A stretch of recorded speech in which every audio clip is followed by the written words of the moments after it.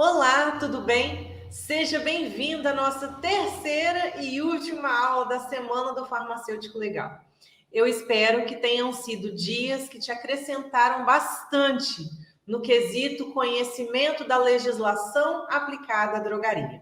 Já tem algum tempo que eu queria muito realizar esse evento e estava estudando uma forma de encaixar esse evento na agenda para poder falar também sobre a legislação farmacêutica. Nessa aula de hoje, nós vamos encerrar a nossa semana falando da construção do Manual de Boas Práticas Farmacêuticas. É um manual que é obrigatório a farmácia ter por lei, está lá dizendo na RDC 44 de 2009, e eu vou te ensinar por quê, para quê e como fazer esse manual de boas práticas. Eu quero primeiro saber como você está se sentindo agora que você já conhece como você deve se comportar diante da visita, da fiscalização, da vigilância sanitária, o que você deve fazer durante a inspeção, como você deve criar um roteiro para que você não seja pego de surpresa, para que você mesmo faça o seu checklist, ainda que seja semanal, quinzenal ou mensal, na frequência que você quiser. E como que você está se sentindo por agora saber confeccionar os seus POPs. Independente da farmácia que você trabalha, esse conhecimento vai te acompanhar. Se você de hoje para amanhã resolver que você vai ter a sua farmácia, você já sabe como providenciar as documentações que são mais importantes de acordo com a legislação em vigor. E hoje, para completar esse assunto, a gente vai falar do Manual de Boas Práticas. O Manual de Boas Práticas, ele está relacionado com a RDC 44 de 2009, que fala das boas práticas em farmácia, das boas práticas farmacêuticas, tanto aplicadas para a farmácia magistral, como também para a drogaria, que é o nosso foco desse evento. A gente está falando tudo relacionado à drogaria. E o objetivo é que no final desse curso você esteja apto, você esteja habilitado para preparar os seus materiais e organizar a sua farmácia, de forma que quando a fiscalização chegar, você está mais do que preparado para receber sem passar nenhum tipo de aperto, porque você já sabe, né, o que você deve fazer e o que você não deve fazer aí na farmácia. Eu quero te contar como que as coisas funcionavam na farmácia quando eu me formei no ano de 2004. Dentre tantas opções que a gente tem no mercado farmacêutico, a primeira porta que se abriu para mim foi a porta da drogaria, assim como acontece com a maioria dos farmacêuticos. Quando a gente está lá na faculdade, a gente idealiza, eu quero trabalhar no hospital, eu quero trabalhar na manipulação, eu quero trabalhar no laboratório, na drogaria, enfim. Entretanto, a maior parte de vagas para farmacêuticos no mercado é a drogaria, né? Está na drogaria. Então, no meu caso, o meu primeiro emprego foi na drogaria.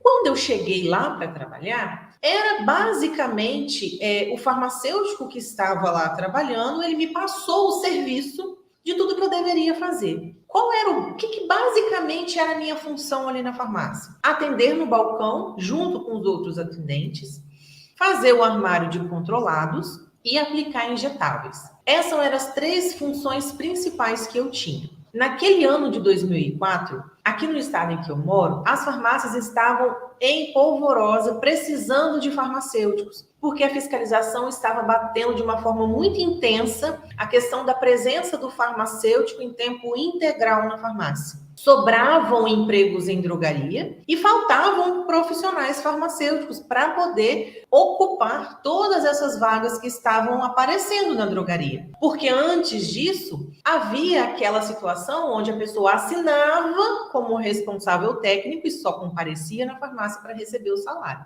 Então, logo que eu terminei a faculdade, que eu entrei para trabalhar, o que existia muita oportunidade na drogaria e o nosso trabalho era exatamente vender medicamentos no balcão, atender os pacientes assim como os atendentes fazem, e também fazer o controle dos medicamentos e aplicar a injeção. Assim, o farmacêutico da manhã me passou. Ele, que já era antigo, escolheu o horário da manhã e eu ocupei a vaga de 2 às 9 da noite. E assim foi. Eu fiquei muito preocupada, porque eram muitos medicamentos, eu não conhecia direito, tinha que aprender a fazer o o controle dos medicamentos da portaria 344, tinha que aplicar as injeções e eu não tinha nenhuma noção em relação ao que podia e ao que não podia ser feito na farmácia. Na farmácia que eu trabalhava, nesse meu primeiro emprego, vendia sorvete, bala, chiclete, chocolate, sandália havaiana,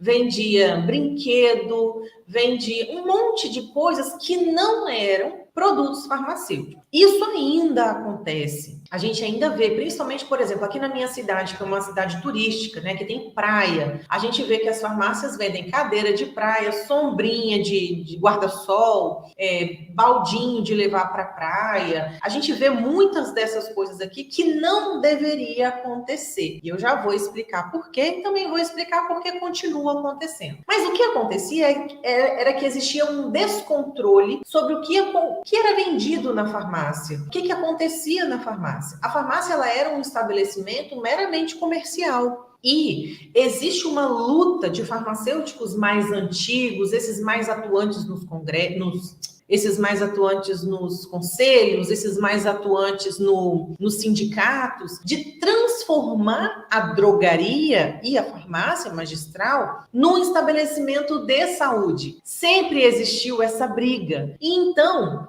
não condizia muito você entrar numa farmácia como um estabelecimento de saúde e se deparar com um brinquedo, algumas vendiam itens de papelaria, tiravam xerox, plastificavam documentos, enfim. Era uma coisa que era muito bagunçada. Então, era assim na época que eu me formei. Isso tem 18 anos, não é tanto tempo assim, mas como existe essa luta de transformar a farmácia num estabelecimento de saúde, muitas regulamentações, no sentido legal, no sentido de legislação, foram necessárias. E ainda hoje, a gente verifica que as farmácias não cumprem de forma integral, primeiro porque não existe uma fiscalização que seja tão eficaz assim, no sentido de dar conta de fiscalizar da maneira como deveria ser. E também porque algumas farmácias acabam conseguindo liminares, outras, por exemplo, vendem, igual eu estou comentando aqui, cadeira de praia e tudo mais. E quando tem fiscalização, eles retiram e colocam em alguma outra loja, né? Então, existe muito um jeitinho brasileiro. E isso atrapalha em que a farmácia ela seja de fato reconhecida como um estabelecimento de saúde. Você pode notar essa diferença, por exemplo, quando tem uma farmácia de manipulação, que ela só é manipulação, que ela não tem a drogaria junto. Essa farmácia ela tem muito mais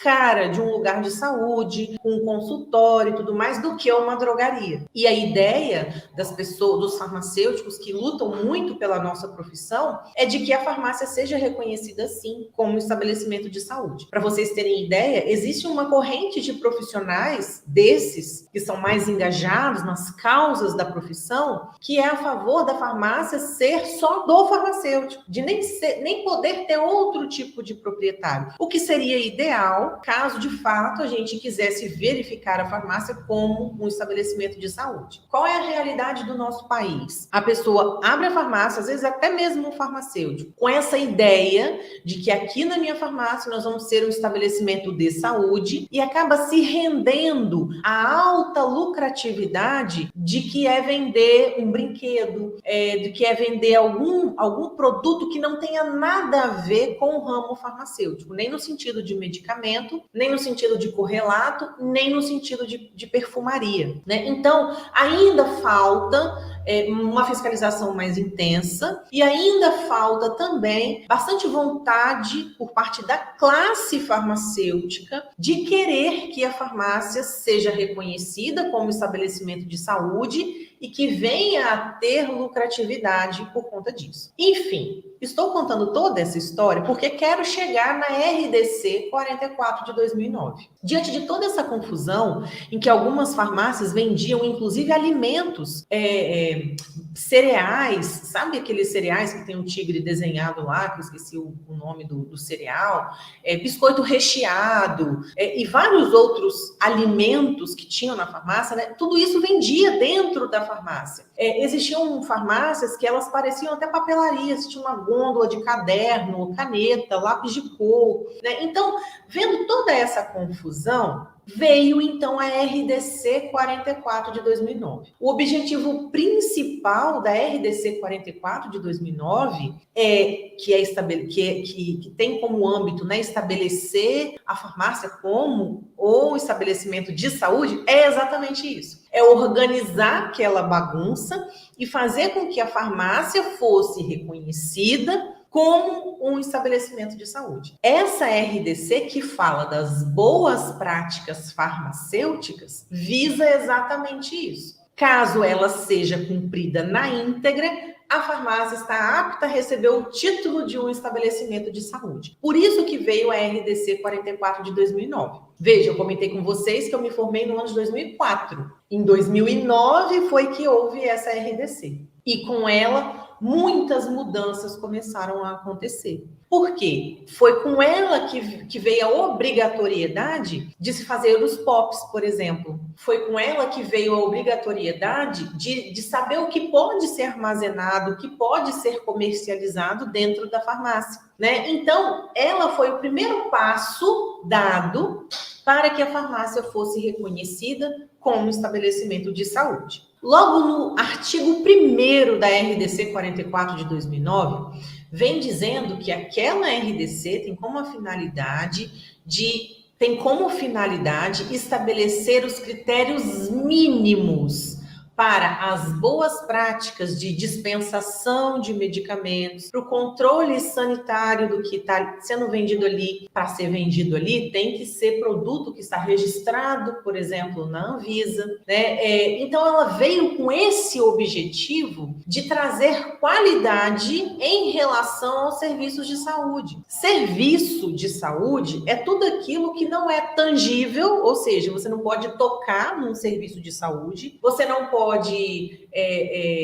embalar um serviço de saúde para o paciente levar embora, né? Então, as avaliações sobre serviço de saúde, elas são muito subjetivas. E daí vai ser necessário que tenha critério para que tenha controle na qualidade desse serviço. É muito fácil você estabelecer controle num produto. Ele precisa de seguir. A embalagem tem que ser de tal jeito, o produto ali dentro ele tem que ter tal característica, se tiver assim, ele é considerado fora do padrão de qualidade, se tiver assim, ele é considerado dentro do padrão de qualidade. Quando é produto é muito mais fácil. Estabelecer controle e qualidade em serviço é muito mais delicado, porque é subjetivo. Por isso, então, que veio a RDC com as boas práticas e a exigência de se ter um manual de boas práticas, como uma forma de controle de qualidade em todo tipo de serviço que é oferecido na farmácia. Se a gente fosse resumir, a gente poderia dizer assim: o manual de boas práticas serve para dizer o que tem na farmácia. E os POPs, os procedimentos operacionais padrão, eles servem para dizer como fazer aquilo que tem na farmácia. Então, esse manual de boas práticas, ele veio para trazer essa qualidade. Lembra que eu comentei nas aulas passadas sobre a questão da qualidade, da padronização? Quando você padroniza um serviço, você consegue empregar qualidade nele. Ainda que você consiga fazer isso de uma forma muito simples, muito simplória, por exemplo, todas as pessoas vão aprender que quando o cliente chega na farmácia, boa noite, senhor, qual o seu nome? Por favor, me dê o seu CPF para eu verificar o seu cadastro, para verificar as promoções. Ainda que essa fala, que esse atendimento inicial seja padronizado, ele já mostra que existe implantado ali um padrão de qualidade. Quando existe uma forma de fazer unificada, documentada, todo mundo que entra ali na farmácia para trabalhar tem que conhecer aquilo ali. E aí, de certa forma, todo mundo sabe as regras, todo mundo faz igual. Até para um funcionário poder, entre aspas, ser punido, ele serve, né? Você tem um manual. Bom, aqui no manual está falando que é para fazer de tal forma e você está fazendo de tal forma, né? Então, você tem um manual para dizer tudo que tem na farmácia, todos os tipos de serviços que tem na farmácia, e você tem o POP, que é como você fazer cada um daqueles serviços que tem na farmácia. Um não sobrevive sem tem o outro. A RDC 44 de 2009, que vem para começar a trazer essa qualidade, ela mostra, ela exige que você tenha tanto o manual e no final do manual tem uns POPs mostrando como fazer cada um daqueles itens que estão constando no manual de boas práticas. Um detalhe interessante é que a RDC 44,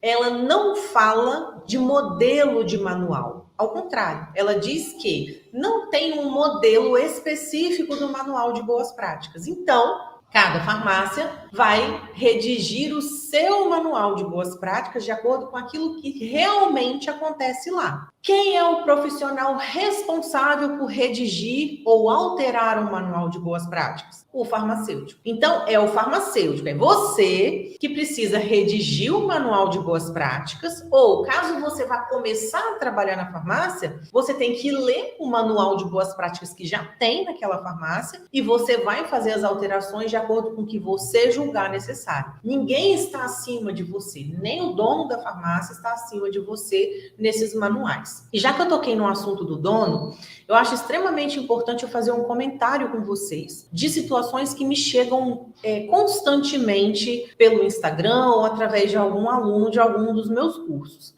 Dizem esses farmacêuticos que trabalham em rede que as grandes redes determinam muitas coisas que acontecem na farmácia. As grandes redes determinam que não pode aplicar injeção, por exemplo. As grandes redes determinam que não pode aferir a pressão arterial. Esses dias, inclusive, eu recebi uma mensagem de uma colega falando que na rede em que ela trabalha, que eu não vou citar qual é, lá não precisa de seguir a regra da intercambiabilidade porque a rede tem uma liminar na justiça que dispensa ela de fazer a regra da intercambiabilidade. O que eu sugiro a você que trabalha numa farmácia de rede? Eu vejo entre os meus alunos da faculdade que eles querem muito, se for trabalhar em drogaria, que seja na rede. Por quê? Porque a rede paga direitinho o piso e porque na rede as coisas acontecem da forma mais correta possível. Liguem um alerta. Se você está na rede, a rede fala assim, olha, aqui a gente não precisa, o gerente, né, o dono, sei lá, vem falar com você assim. Aqui a gente não precisa de seguir a regra da intercambiabilidade porque a gente tem uma liminar na justiça que dispensa a gente. O que você deve fazer enquanto responsável técnico? Ah, que interessante, muito bacana isso. Eu também não concordo não com essa regra, mas eu poderia dar uma olhada nessa liminar? Porque na realidade, é o meu nome que está lá. Então, se existe uma liminar, eu preciso ter conhecimento do que está escrito nessa liminar, né? Então, eu sugiro a você que trabalha na grande rede, que fique por dentro de todo tipo de documento e determinação. Não aceite só de boca. Aqui você pode vender sem intercambiabilidade. Certo, que bom. Cadê o documento que me mostra isso? Sabe por quê, gente? Porque na hora que acontecer um problema, se vier a acontecer, o dono vai responder, mas quem responde junto é o farmacêutico, porque quem é o responsável pelo cumprimento da legislação sanitária é o farmacêutico. Você não é responsável só pelos medicamentos que estão ali. Você não é responsável só pelas pessoas que aplicam injeção ali na farmácia. Você é responsável para fazer cumprir as normas sanitárias dentro da farmácia. Qualquer coisa que desvie, não vai adiantar você falar: ah, mas o gerente falou para mim que tem uma liminar na justiça. Não vai adiantar isso, sabe? Se acontecer alguma coisa lá na farmácia que tenha, né, que implique algum problema legal, você vai, mesmo que a empresa te arranje advogado, mesmo que você esteja todo paramentado, é o seu nome que vai responder por aquela situação. Então, não aceite aqui pode fazer isso, ou aqui não pode fazer isso. Por quê? Por que não pode? Qual é o documento? É uma norma interna da empresa. Posso ver aonde está essa norma? Porque normalmente, né, falando em norma, as grandes redes, elas têm um código de conduta. Exemplo, na faculdade em que eu trabalho, que é de uma grande rede, que é a Croton, né? Eu trabalho na Faculdade Pitágoras, que faz parte da Croton. Então, a Croton, ela é uma rede que é mundial. A gente tem escolas da Croton na Europa, na América do Norte, em vários locais. Existe um código de conduta e todos os colaboradores, desde a pessoa que faz a faxina do local, até o reitor, até todos os funcionários, a gente precisa ter acesso a esse código de conduta. Esse código de conduta, ele vai te falar todas as regras do local. Então, se você está numa grande rede de farmácias, que tem farmácias no Brasil inteiro, certamente eles têm um código de conduta. E você tem que ter esse código de conduta, você tem que ter acesso a ele. Você tem que ter como provar que você foi constrangida a trabalhar daquela forma, né? Porque senão, quando houver algum problema, você vai ter que responder como farmacêutico do local. Sou substituto, estou tranquilo. Não está. Quando acontece um problema, se for no seu horário que a fiscalização estiver lá, você também responde de forma solidária. A legislação não passa a mão na cabeça de ninguém. Ai, nossa, mas é uma grande rede. Nossa, mas o gerente, hierarquicamente, ele me manda fazer isso. Não, o farmacêutico não. Se você for um atendente e você disser assim, eu não pude fazer isso, eu fui constrangida, porque o gerente, ele tem uma autonomia, ele hierarquicamente está acima de mim. Um balconista, beleza, ele pode falar isso. Agora, um farmacêutico não pode, porque no nosso código de ética da profissão está claro que ninguém está acima de nós em questões técnicas na farmácia, nem o dono. A gente não pode deixar que eles influenciem. Mas lá na farmácia que eu trabalho, o dono faz injeção endovenosa. Se o paciente der um piti, não é o dono que tem um problema na mão, é você que tem um problema na mão, né? E para finalizar essa dica, quando eu trabalhava na prefeitura da minha cidade, houve uma grande ação no município da Polícia Federal por causa de denúncias sobre erros de dispensação de medicamentos na nossa cidade. Então, a Polícia Federal, em sigilo absoluto, fez uma grande operação e para que entrassem na farmácia, precisava de um farmacêutico do município.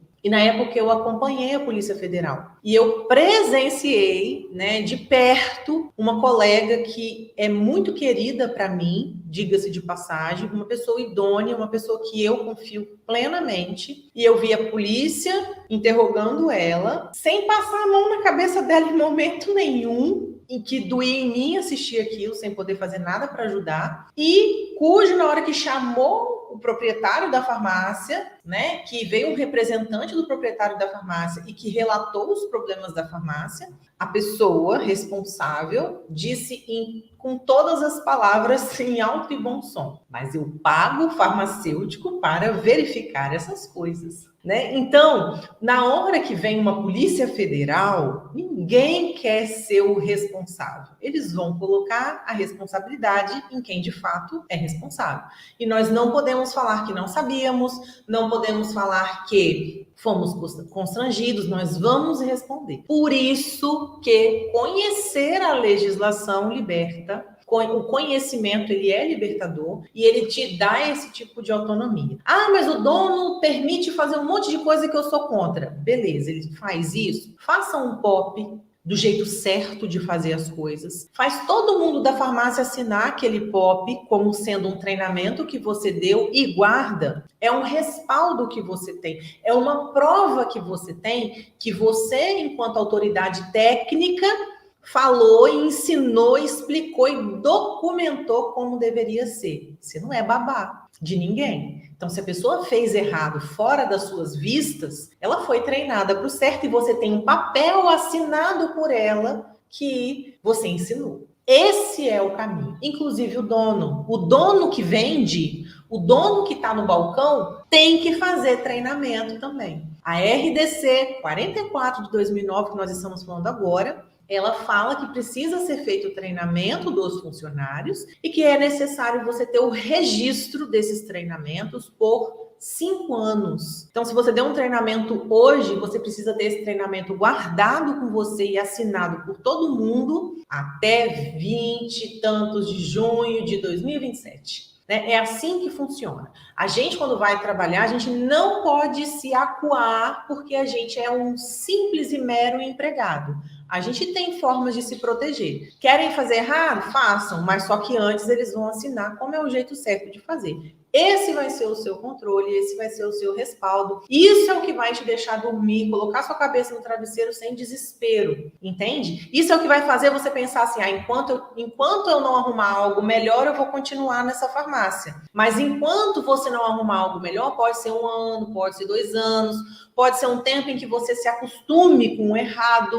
Então, faça o POP, faça o seu manual de boas práticas, não deixe o dono comprar um pronto, faça. Você tem autoridade para isso e conhecimento para isso. Estou te ensinando para o seu respaldo. Resguarde-se da melhor forma que você puder. O que é que tem que ter nesse manual? Esse manual, ele precisa de constar 13 itens nesse manual. Eu estou te mandando um modelo, mas existem coisas nesse modelo que não tem como eu preencher por você, porque são coisas que dizem respeito à farmácia. Então, presta atenção. Tem que ter a capa, manual de boas práticas farmacêuticas da drogaria da Sara, por exemplo, tá? Um sumário, o que você vai falar, né? O que tem, que página que encontra cada uma dos itens constantes nesse manual. Apresentação. O terceiro item é a apresentação. A farmácia da Sara está localizada na rua Duque de Caxias, número 500, no centro da cidade de Guarapari, Espírito Santo. A farmácia,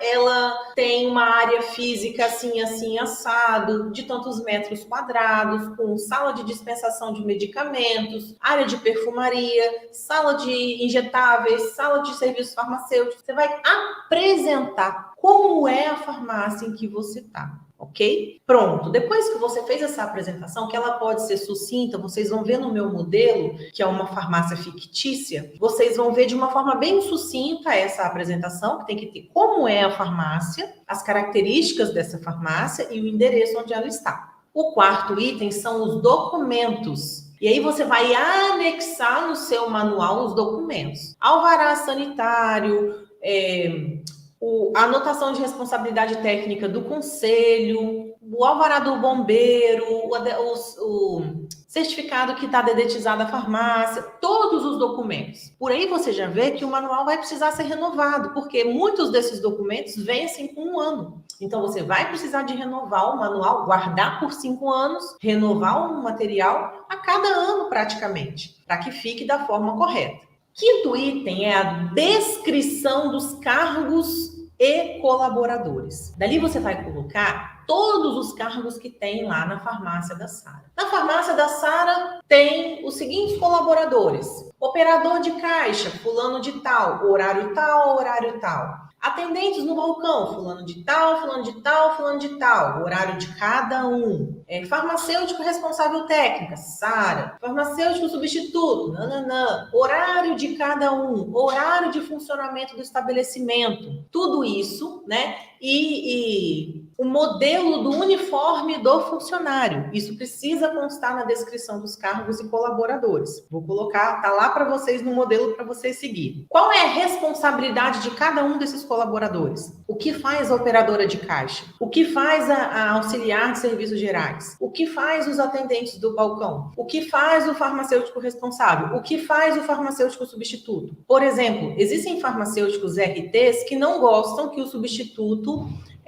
dispense controlado. Ele até pode fazer isso. Não seria algo ético, tá? Porque a legislação diz que o farmacêutico substituto ele pode realizar qualquer coisa. O RT pode delegar o que ele quiser, desde que ele não interfira no que é responsabilidade de um farmacêutico substituto, né? E lidar com os controlados, nada impede que o substituto faça isso, mesmo que ele não tenha a mínima experiência. Se você der o treinamento para ele de acordo com o POP, ele está mais que habilitado para fazer esse tipo de dispensação. Mas o farmacêutico pode, inclusive, escolher quais são as pessoas que estão responsáveis por dispensar controlado, né? Aí, no item 6, você tem que descrever de uma forma sucinta como que é a infraestrutura do local. Cada instalação, cada área da farmácia, cada equipamento que você tem, as prateleiras, se tem balança, se tem aparelho de pressão, as gôndolas que tem, os computadores que tem, tudo, toda a infraestrutura tem que estar detalhada no seu manual. O item 7 se chama aquisição. Ali você vai contar como é realizada a aquisição dos produtos da farmácia, os medicamentos, a perfumaria e os produtos correlatos. Você vai colocar tudo isso ali na sua aquisição. Não precisa ser de forma detalhada, porque o que vai detalhar como a aquisição é feita é o POP. Então você pode colocar item 7, aquisição, descrever como a aquisição é feita e colocar no final, em anexo, POP número tal, tal, tal, que descreve o passo a passo da aquisição.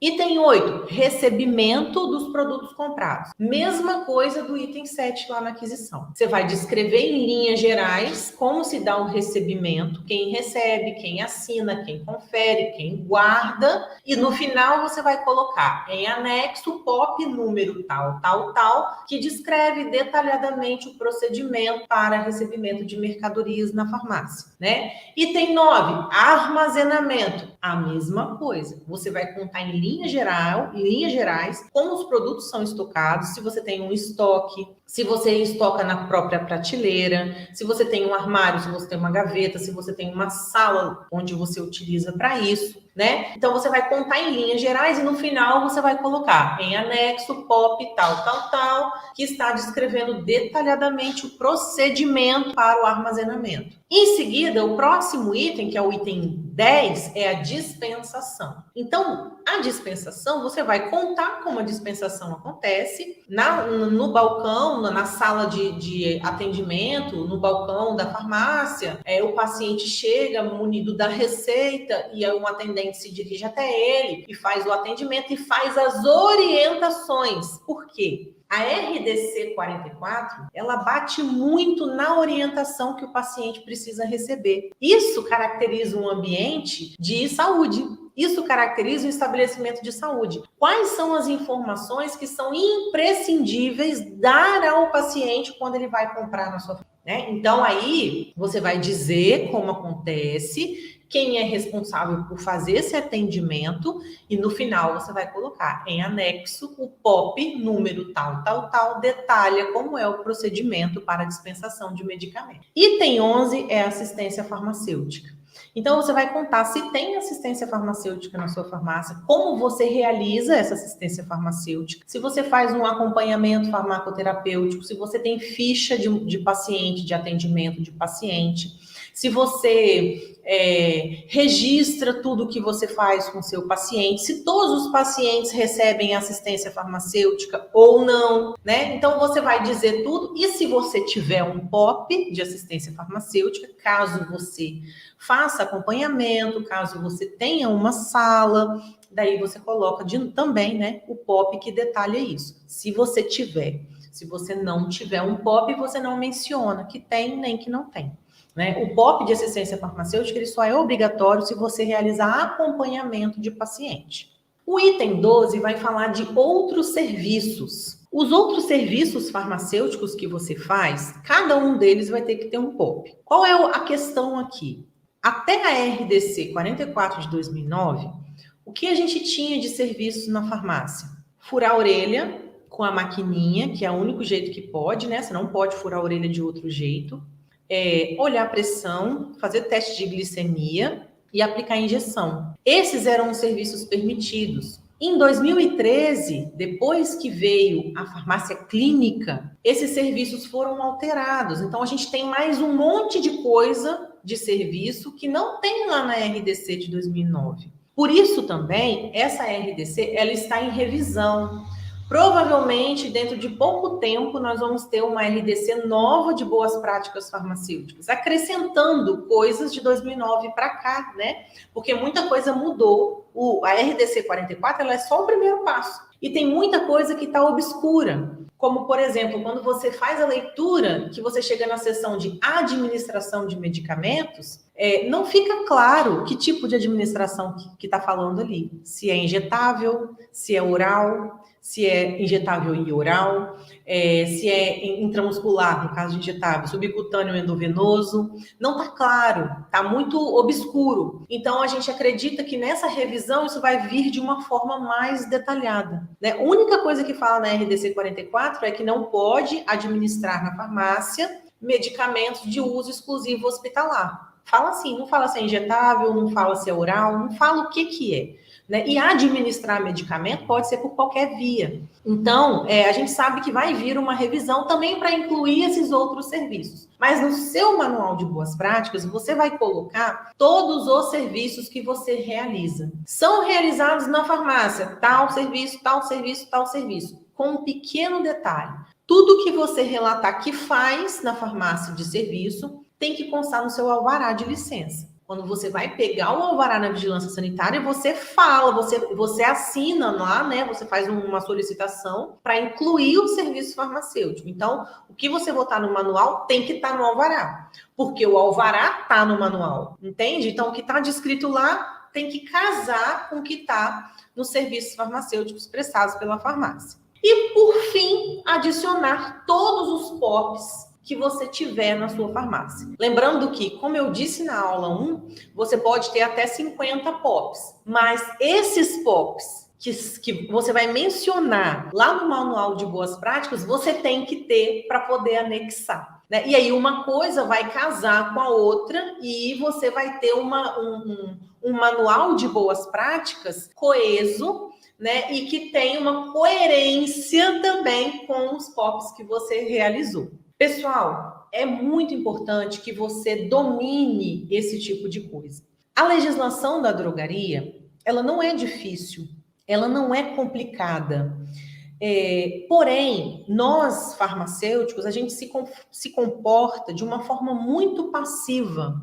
A gente se comporta da forma assim, eu sou empregado e eu tenho um patrão. E tudo que o meu patrão mandar, eu sou obrigado a fazer porque eu sou empregado. E não é assim que funciona.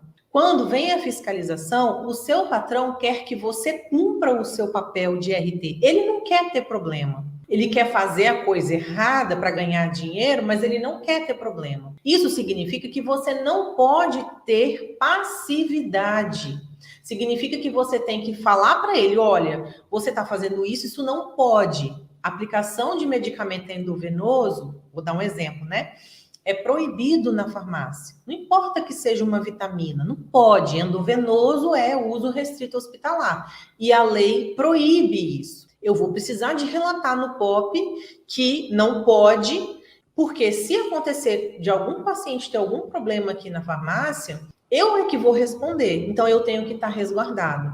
Isso é uma postura de alguém que é responsável.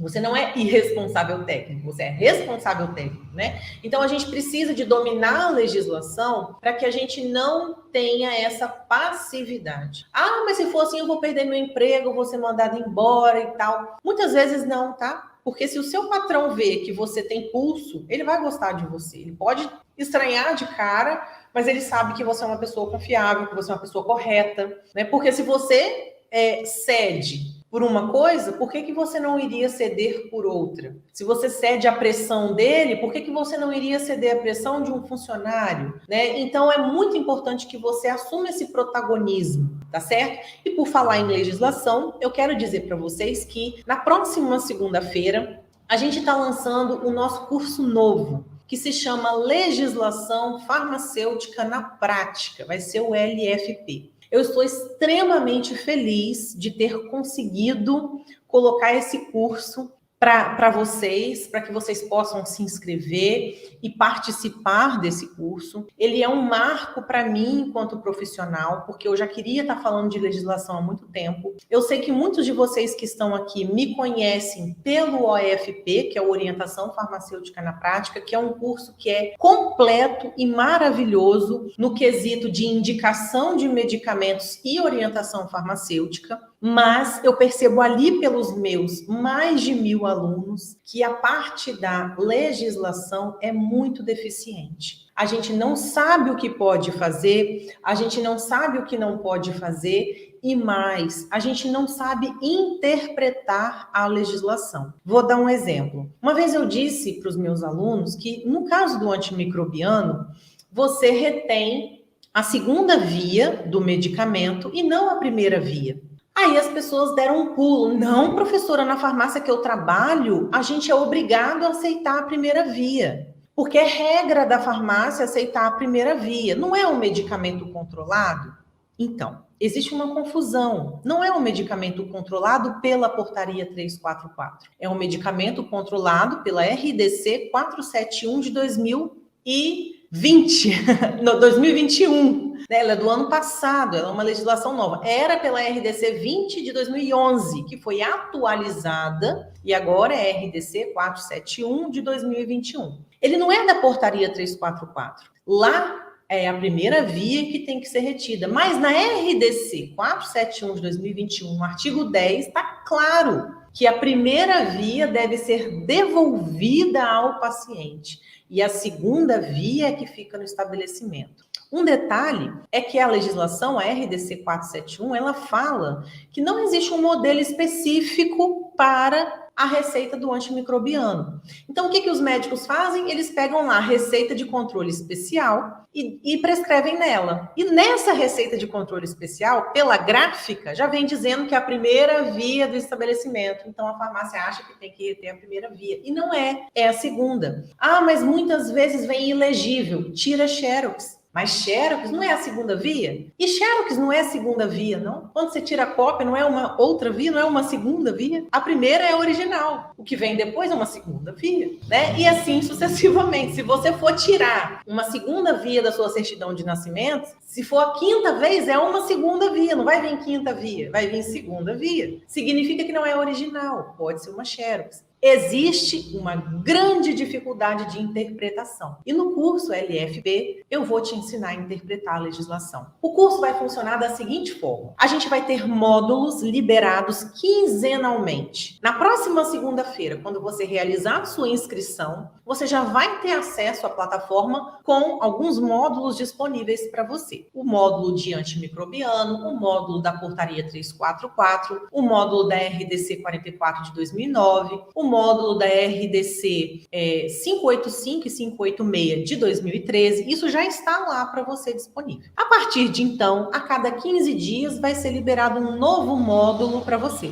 E você vai poder estudar aquele módulo através de videoaula e através de material. Qual vai ser o material? A RDC ou a legislação em questão comentada por mim. Então, eu vou te disponibilizar a legislação original e vou te disponibilizar os meus comentários, a minha interpretação em relação àquela legislação. Uma vez por mês, nós vamos ter um encontro ao vivo e online. Esse encontro vai se chamar Café no Tribunal. Por quê? Porque vai ser um encontro que vai acontecer na parte da tarde. Vai ser num dia de semana, na parte da tarde, onde nós vamos selecionar casos que já aconteceram ou que seja dúvida da maioria das pessoas e nós vamos levar para a discussão. Nessa discussão, nós vamos falar sobre o caso em si, as legislações que estão envolvidas nesse caso e como poderia ser resolvida aquela situação. O que pode fazer, o que não pode fazer e o que acontece caso seja feito. Então, é um curso rico, porque eu vou te ensinar desde a interpretação da legislação,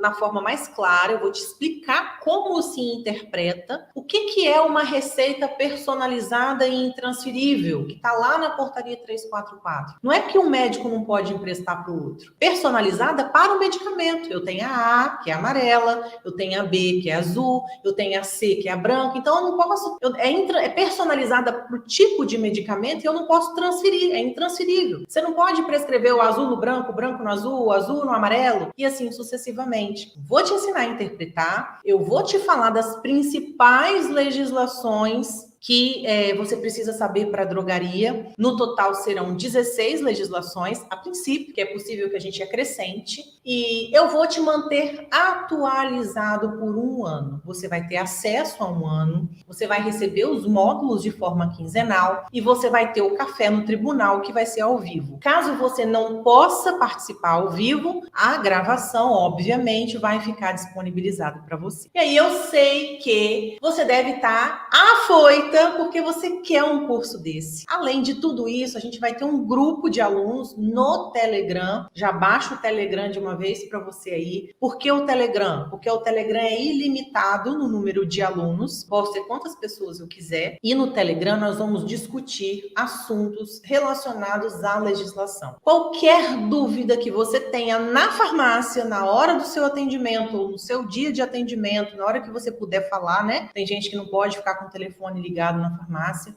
Você vai lá no grupo e você coloca. A hora que eu te puder, eu vou responder para você e para os colegas, obviamente, e nós vamos trabalhar aquela questão ali. Você vai passar 1 ano comigo no curso de legislação farmacêutica na prática, atualizado em relação à legislação de drogaria, seguro, porque você vai ter um grupo de apoio para te ajudar a interpretar a legislação, e isso vai te dar independência, liberdade, segurança. Se você quiser abrir a sua farmácia, você vai saber como fazer. Se você é empregado, se você está na rede, independente, eu vou te ensinar como você deve se comportar e como você deve fazer. Quanto que custa isso? Gente, deveria custar quanto? Quanto você pagaria para ter um curso que vai te ensinar tudo que você não aprendeu na faculdade em relação à legislação, que vai te ensinar a interpretar a legislação, que vai te manter atualizado durante 1 ano, que vai te dar um grupo de apoio e o produtor do curso, a professora ali presente com você, te ajudando nas questões legais da farmácia? Quanto você pagaria por isso? Se você pudesse, quanto você pagaria por isso? Porque o valor disso é